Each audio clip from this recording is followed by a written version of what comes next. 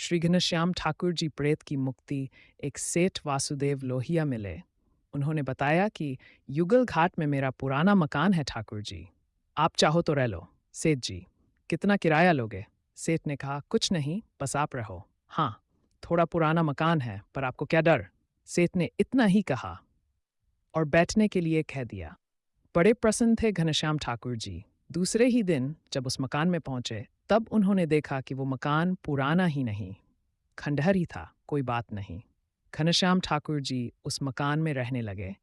पर जैसे ही संध्या हुई, किसी के रोने की आवाज़ आए। कुछ समझ नहीं पाए ठाकुर जी। रात्रि हो गई तो उन्हें ऐसा लगा कि कोई उन्हें पत्थर लेकर मारने के लिए आ रहा है, पर है कोई नहीं। एक विशाल भैंसा दौड़ता हुआ आया, पर वो जैसे ही ठाकुर जी से टकराता गायब हो गया। वो कोई था ही नहीं। घनश्याम ठाकुर जी समझ गए कि ये कोई नहीं, किसी मनुष्य की यहाँ अकाल मृत्यु हुई है।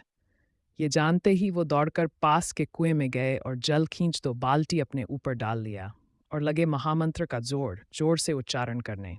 कुछ देर बाद वहां का वातावरण शांत हुआ। घनश्याम ठाकुर जी भीतर आए और घी का दिया जलाकर महामंत्र का जाप करना प्रारंभ कर दिया।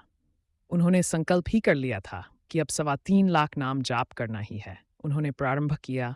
रात्रि के 1 बजे उन्हें मृत व्यक्ति दिखाई दिया जो उठकर बैठ गया था। ये सब देखते हुए भी घनश्याम ठाकुर जी शांत ही रहे और नाम जाप पर ही ध्यान दिया। वो प्रेत योनि में गया जीव बोला, मेरा उद्धार करो। घनश्याम ठाकुर जी ने अब उससे पूछा,